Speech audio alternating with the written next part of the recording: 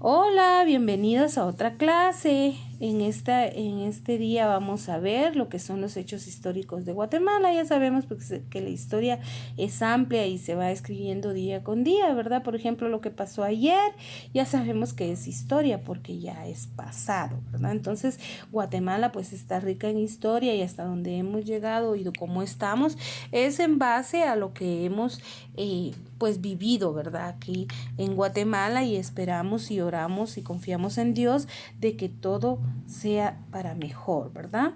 Vamos a ver un punto bien importante que fue que marcó bastante la historia de Guatemala, que fue la Revolución Guatemalteca. Ya está muy cerca de celebrarse o de conmemorarse, porque no es celebrarse, sino conmemorarse, ¿verdad? La fecha que se realizó, y les quiero contar que fue el 20 de octubre de 1944, ¿verdad? Entonces vamos a aprender algo de lo que pasó ahí y por qué es muy importante para nuestra historia y para aprender algo de acá, ¿verdad? Pues fíjense que en ese entonces Jorge Ubico era el presidente, ¿verdad? Y ya tenía bastantes años en el poder, por decirles, ¿verdad? Entonces dice, al ser obligado Jorge Ubico en Guatemala a abandonar el poder, fue sustituido por el general Federico Ponce Baides, quien prolongó la vida de las políticas ubiquistas, o sea, referentes a él, ¿verdad?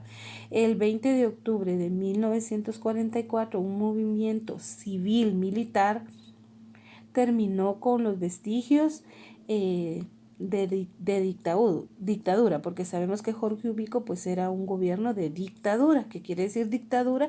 Que pues lo que él decía, lo que él se le daba en gana, por decirles, ¿verdad? Se realizaba. Entonces dice, posteriormente a una junta de gobierno asumió el poder y convocó a la Asamblea Constituyente, que promulgó la Constitución de 1945. Con esta derogaron las leyes represivas de la época de Ubico.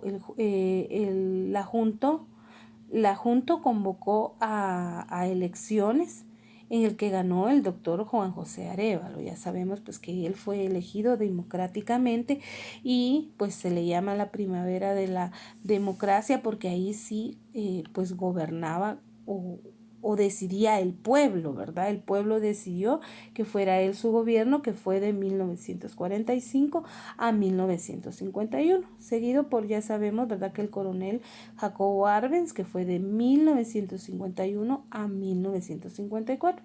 Se conocen como los de la revolución, ¿verdad? Ellos pues fueron los que promovieron las reformas económicas y todos los derechos que nosotros tenemos en esta actualidad, pues fueron más que todo proclamados por ellos. Y entonces yo personalmente les llamo como los mejores presidentes que tuvo Guatemala, porque ellos no solo velaron por el bien de la oligarquía, como decimos, de los ricos, ¿verdad? Decimos comúnmente, sino también fueron muy justos con la gente necesitada, ¿verdad? Con la gente del pueblo. Entonces vamos a ver que, pues, quién era Jorge Ubico, ¿verdad? Dice que en Guatemala también en 1931 se implantó la dictadura del general Jorge Ubico, y su forma de gobierno se asemejó a la de Martínez, ambos dictadores que perpetuaron organizando una policía secreta y haciendo reformas a la Constitución, simulacros de elecciones en los que se participaba nada más, ¿verdad? Pero la verdad que siempre eran ellos los que quedaban, y ese Ubico tuvo dificultades con la clase media, con lo cual resentía la falta de democracia y el favoritismo que había, ¿verdad? Entonces, pues se hizo una campaña con la bananera United Fruit, todos estos factores, ¿verdad? Bueno, con la que trataba esta compañía, y todos estos factores, la pérdida de control sobre el ejército y las manifestaciones, pues forzaron a la renuncia de él, ¿verdad? Entonces, en junio de 1944, un mes después que Hernández Martínez lo hiciera en El Salvador. Pues vamos a ver también, como ustedes saben, que nuestra Guatemala pues es parte de Centroamérica, ¿verdad? Y al inicio pues sabemos de que Centroamérica era una sola, ¿verdad? Era una sola provincia, por decirles, era un solo país. Entonces dice, vamos a leer un poco de la conquista de Centroamérica. Dice que en 1510 Vasco Núñez de Balboa fundó en el Darién la primera colonia productiva de América y fue el primer conquistador en remontar al istmo para llegar a la costa situada al otro lado, cuyas aguas bautizó como el Mar Pacífico. O sea, él descubrió el Océano Pacífico. Su sucesor Pedro Arias Dávila, que había ordenado la muerte de Balboa en 1517, extendió la colonización hacia el norte y hacia el sur en 1519. Fundó la ciudad de Panamá, desde donde emprendió la conquista de Nicaragua y de Honduras, ¿verdad? Ahí saben ustedes que es Pedro Arias Dávila. Tras ella, el territorio de Centroamérica se convirtió en un escenario de lucha entre españoles que poseían intereses en Panamá y la española México, ¿verdad? Pedro de Alvarado, el lugarteniente de Hernán Cortés, el conquistador de México, ya saben ustedes, y si no, pues aquí lo aprendieron. Hernán Cortés era el conquistador de México, consolidó el control de todo el istmo, especialmente después del triunfo de los mayas de Guatemala. ¿Verdad, mis amores? Eso es parte de la historia, ¿verdad? Entonces, pues Pedro de Alvarado y Cristóbal de Olid fueron los elegidos para emprender la conquista hacia el sur. O sea, Hernán Cortés los mandó, por decirles, ¿verdad?, hacia el sur, o sea, hacia nuestras tierras, ¿verdad? Guatemala y, o sea, pero de Alvarado a Guatemala y Olid pues al Golfo de Honduras. En febrero de 1524 Alvarado entró al territorio quiché en 2 meses. Mayo, abril, pues sujetó a sus pobladores, logró conquistar los principales centros mayas en Guatemala entre 1552 y 1530. Los españoles hicieron expediciones y tomaron el control de la sierra. En 1544 ya se denominaba toda Guatemala, a excepción de la zona montañosa, ¿verdad? Ya la tenían dominada, en lugar de donde de forma pacífica conquistó Fray Bartolomé de las Casas.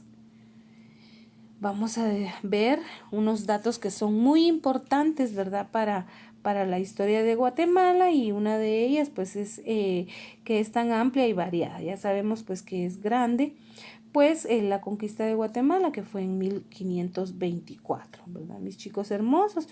Otro acontecimiento pues ya fue la independencia del Imperio Español, que ya sabemos que lo proclamaron pues los criollos fueron los que proclamaron la independencia, más que todo para no darle pues los impuestos, como decimos, o el tributo a España, sino que ellos se querían quedar con todas las ganancias pues que acá, y como ellos decían, ¿verdad? Si ellos eran los que estaban acá, si ellos eran los que vivían acá, ¿por qué tenían que enviar ellos impuestos para allá, ¿verdad? Y ellos solo recibiendo.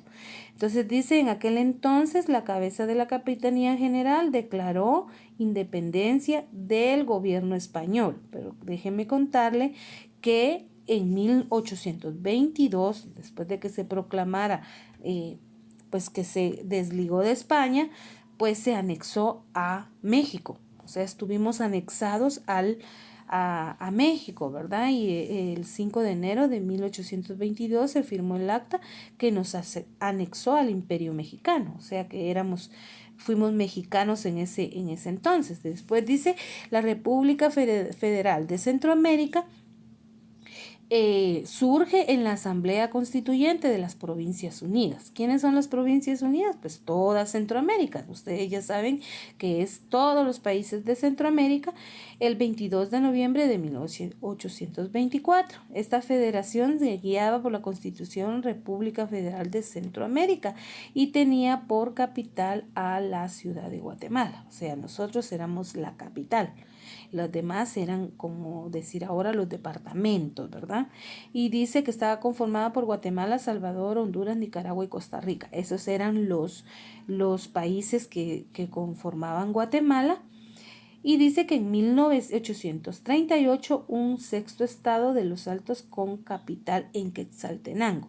Por eso Quetzaltenango es un departamento muy importante también para nuestro país. Dice que también en 1871 otra cosa que remarcó la historia de Guatemala, que el general Justo Rufino Barrios junto con Miguel García Granados impulsaron la llamada reforma liberal de 1871, introdujeron cambios de ámbito económico, en particular la separación de la Iglesia y el Estado. Durante esta época el café se posicionó como un cultivo importante de Guatemala y se empleó una amplia expropiación de tierra. Miren que muchas veces acá, por favor, no hay que idealizar a Justo Rufino Barrios porque fue un señor que se inclinaba mucho por esclavizar más que todo a nuestros indígenas. La presencia de United Fruit, como les decía yo, el Company, o sea, UPCU, en 1901, durante el gobierno de Manuel Estrada Cabrera en 1989 a 1900, me imagino que 1889 a 1920. La compañía de United Fruit Company se convirtió en una de las principales fuerzas económicas del país, pues por medio de estas grandes concesiones que realizó el gobierno de Estrada Cabrera. La revolución, esto es muy importante, ¿verdad? Porque fue donde se dio ya, pues en el 20 de octubre de 1944, nunca se les olvide, ante el descontento del general por el gobierno totalitario de Jorge Ubico. Este se vio obligado a renunciar el 1 de octubre de 1944. Su sucesor fue Federico Ponce Baides. Fue derrocado por medio de un movimiento cívico. O sea, ¿qué quiere decir? Bastantes manifestaciones, ¿verdad? Pues fue el 20 de octubre que se formó una junta de gobierno y después pues ya se dio la elección democrática, que ya sabemos que fue Juan José Arévalo el primer gobierno que se hizo de esa manera. Miren, acá, bueno, esta está repetida, conflicto armado interno de 1960, eso también marcó mucho a Guatemala, pues fue la guerra civil que ocurrió entre los años 1960 y 1996, que ustedes se recuerdan que fue la firma de la paz, ¿verdad? Aquí se enfrentó el ejército de Guatemala con la guerrilla. ¿Quiénes eran la guerrilla?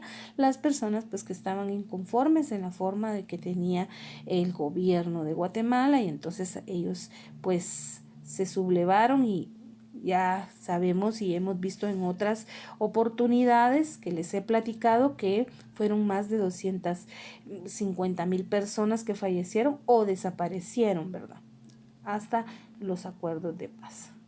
Vamos a decir que la instauración del sistema democrático de 1985, también ahí fue nuevamente que se convocó a pues elecciones democráticas, o sea que el pueblo fue y votó en 1985, y pues que fue Vinicio Cerezo el que quedó como presidente en ese entonces, ¿verdad? Hasta ahí pues tenemos, y ya sabemos pues que la historia es día con día, ¿verdad? Día con día que se va escribiendo. Lo que queremos de ahora en adelante pues es escribir una buena historia para nuestros hijos, para nuestros nietos, para toda la descendencia que vamos a tener nosotros acá en este mundo. Entonces quiero dejarles eso, ojalá que les haya gustado y servido, y que aprendamos cada día de nuestra bella Guatemala.